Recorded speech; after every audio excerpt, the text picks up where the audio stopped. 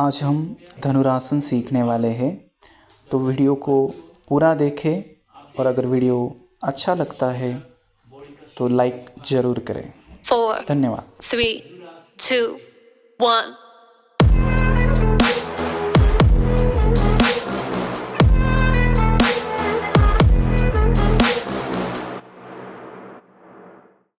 हरिओम दोस्तों, मैं हूँ yoga and naturopathy diet consultant nutritionist Yashwant garage से।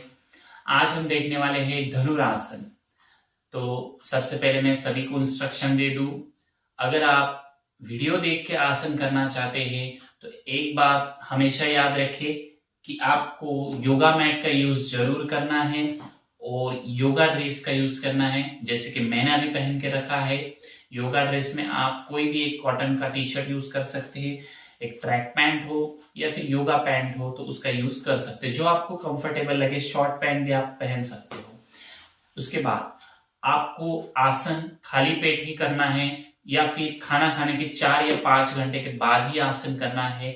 आसन को पहले अच्छे से देख लेना है, फिर करने की कोशिश करना है। उसकी सावधानियां याद रखनी है और हो सके तो तज्ञ के मार्गदर्शन में ही कीजिए। चलिए अभी हम आसन देखने वाले हैं। आसन मैंने बताया कि आसन का नाम है धनुरासन। धनुष की तरह बॉडी का शेप बन जाता है, इसलिए इसे धनुरासन बोलते हैं। ये एक प्रकार का स्ट्रेचिंग वाला आसन है जिसमें फुल बॉडी स्ट्रेच होती है। ज्यादा आपका वक्त नहीं लूंगा और सीधा हम आसन ही देखते हैं। आसन करने के लिए हमें विपरीत शयन स्थिति में जाना पड़ता है। विपरीत शयन स्थिति में आपको पेट पे सोना होता है। जैसे कि अभी हमने शयन स्थिति ली इस प्रकार से। यह है शयन स्थिति। शयन स्थिति से मैं जाऊंगा विपरीत शयन स्थिति में, मतलब इस प्रकार से मैं टर्न होके पेट पर सो गया। ऐसे दोनों हाथ मैंने बराबर रखे अपने कमर के पास नीचे। चिन को मैंने जमीन पे रख दिया है इस प्रकार से। और अभी मैं धनुरासन करने जा रहा हूं, जो कि आपको पहले पूरा देख लेना है। इसके बाद मैं सावधानियां भी बताने वाला हूं, वो भी अच्छे से सुनना है, फिर करने की आप कोशिश कर सकते हो। इसमें हम पैरों को घुटनों से ऐसे फोल्ड करेंगे धीरे धीरे, ठीक है। पैरों को घुटनों से फोल्ड करने के बाद थोड़ा टाइम आपको रुकना है, शरीर को तैयार हो देना है और उसके बाद आपको कोशिश करनी अपने दोनों हाथों से पैरों के पंजे पकड़ने की, ठीक है। इस प्रकार से आप ज्यादा ऊपर मत पकड़ना, मतलब ऐसे पैरों के हील्स की तरफ मत पकड़ना। कोशिश करना कि थोड़ा नीचे पकड़ने की, ऐसे जितना आपसे पॉसिबल हो। देखिए कुछ साधकों से पकड़ना इजी होगा और कुछ साधकों को इस प्रकार से हाथों से पैरों को पकड़ना थोड़ा सा डिफिकल्ट भी जा सकता है, ठीक है। तो उसके लिए मैं ऑप्शन भी बताऊंगा। पहले हम एक्चुअल आसन देख लेते हैं कैसे किया जाता है। इसमें हम हाथों से पैर और पैरों से हाथ खींच के ऊपर आने वाले हैं इस प्रकार से, धीरे धीरे धीरे धीरे धीरे धीरे ऐसे। ये हमारा कंप्लीट हो गया धनुरासन। गर्दन ऊपर की ओर आप देख सकते हो, धनुष्य की तरह बॉडी का शेप बन चुका है, इसीलिए इसको धनुरासन बोलते हैं। इसमें थोड़ा टाइम आसन रोकने की कोशिश करनी होती है। अगर आपको लगता है कि तकलीफ हो रही है, नहीं रोका जा रहा, तो आप ऐसे धीरे धीरे आसन छोड़ सकते हैं। गलत तरीके से आसन मत लेना, नहीं तो कुछ साधक इस प्रकार से आसन लेते, ठीक है। इसमें क्या करते हैं साधक, पैर के पंजे नीचे रख देते हैं और ऐसे करते, तो ये रॉन्ग हो गया, ये गलत तरीका हो गया। मैंने उस प्रकार से आपको बताया नहीं है। मैंने ऐसे बताया कि आपको इस प्रकार से पैरों के पंजों को भी ऊपर लाने की कोशिश करनी है।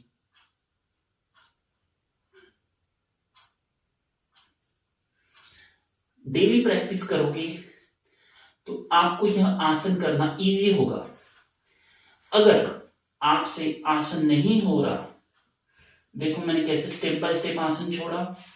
अगर आपसे आसन नहीं हो रहा तो क्या करोगे, तो मैंने इससे पहले आप सबको भुजंग आसन बताया हुआ है, जिसमें हम दोनों हाथ चेस्ट के साइड में रखते हैं, सांस लेते हुए ऐसे ऊपर आते हैं तो ये सिंपल वाला आसन आप धनुरासन के अलावा कर सकते हैं। इसमें आप पैरों को ऐसे फोल्ड कर सकते हो, ठीक है। तो डेली प्रैक्टिस करोगे तो आगे जाके आपसे धनुरासन भी हो जाएगा। मतलब एक चीज हमेशा याद रखना, कोई भी आसन करना कंपलसरी नहीं होता। आसन अगर आप इजीली कर पाते हो तो ही करने की कोशिश करो, नहीं कर पाते तो छोड़ दो। पतंजलि का सूत्र ही ये कहता है कि स्थिर सुखम आसन। अगर आपको आसन में सुख कारकता का अनुभव चाहिए तो आपको आसन स्थिर बनाना होगा, और स्थिर हर कोई बना नहीं सकता। जिसकी डेली प्रैक्टिस है वही आसन में स्थिर रहने की कोशिश कर सकता है। और इसका मतलब ये नहीं कि हमें आसन करने की कोशिश ही नहीं करनी है, थोड़ी बहुत कोशिश करें, डेली प्रैक्टिस करोगे। आप अगर चाहते हो कि कोई क्लास ज्वाइन कर पाए और मेरे कंसल्ट में सीखे, हमारा ऑनलाइन योगा क्लास होता है, तो आप मुझे व्हाट्सएप कीजिए, मैं आपको सही गाइडेंस करूंगा। 1 महीना सीख लो, बाद में आप घर पे प्रैक्टिस करो। प्रॉपर सीखना जरूरी है, और एक्सपर्ट की सलाह के अंदर अगर सीखते हैं तो बहुत ज्यादा रिजल्ट मिलता है, और बहुत अच्छा रिजल्ट मिलता है। आपकी बीमारी के लिए आपको कौन सा आसन जरूरी है और किस प्रकार से वो आसन करना जरूरी है, उसका आपको लाभ भी पूरा मिलेगा। आसन के लाभ मैंने बताए नहीं तो मैं बता देता हूं। आसन एक फायदे अनेक, मतलब मैं अभी जितने आसन के लाभ बताऊंगा उससे भी ज्यादा आसनों के लाभ हो सकते हैं, ठीक है। तो मैं कुछ कॉमन आसन के लाभ बताता हूं। जैसे कि आसन में हमने खिंचाव दिया, पेट को खिंचाव आया, चेस्ट की साइड, डबल चिन के साइड में खिंचाव आया, पीछे से थाइज में खिंचाव आया।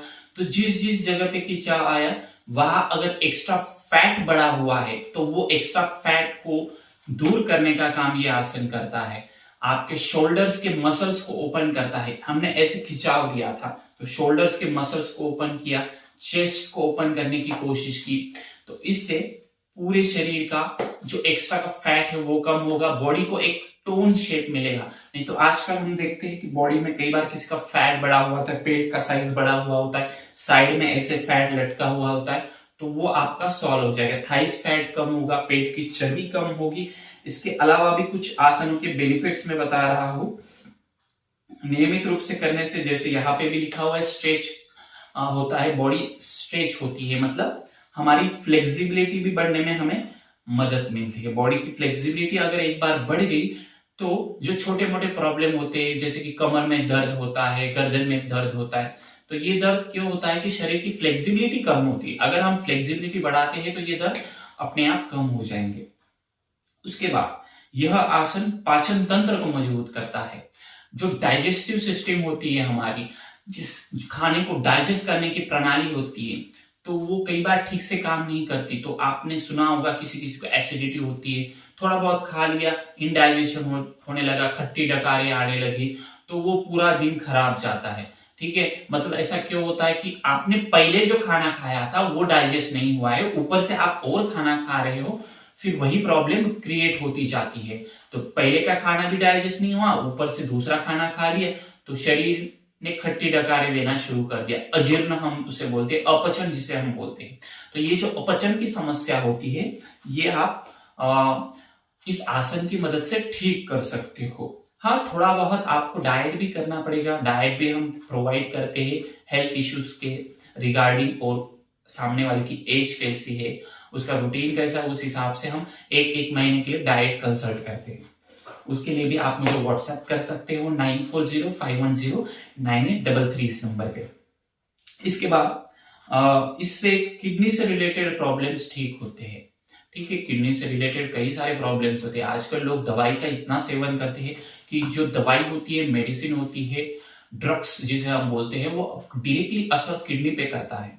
हमें लगता है सिर दर्द की दवाई ले ली, सिर दर्द ठीक हो गया, परंतु नहीं, उसने अपना सिर दर्द एक प्रकार से वो पेन किलर का काम करती है दवाई।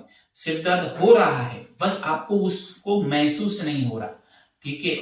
कोई दवाई लेने के बाद वो जो पेन होता है वो खत्म नहीं होता, वो पेन रहता है, बस वो हमें महसूस होना बंद हो जाता है। इसका मतलब वो बीमारी को बढ़ाता नहीं, घटाता नहीं और बढ़ाता है। ठीक है, हमें लग रहा है घटा रहा है पर वो बीमारी को बढ़ाता है।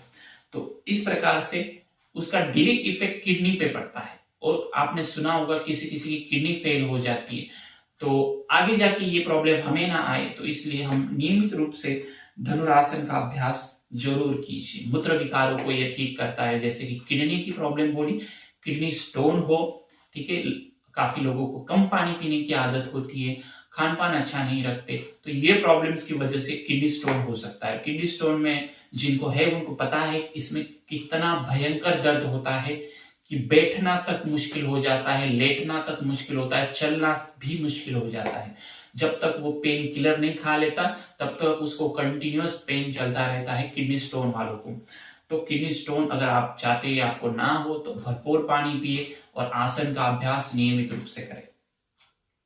इसके बाद भी हम सावधानियां भी देख लेते हैं, जिसे रीढ़ की हड्डी की बहुत ज्यादा प्रॉब्लम्स है, मतलब कोई ऑपरेशन वगैरह करवाया है तो पहले मेरी सलाह ले या किसी योग तज्ञ की सलाह ले या किसी डॉक्टर की सलाह ले।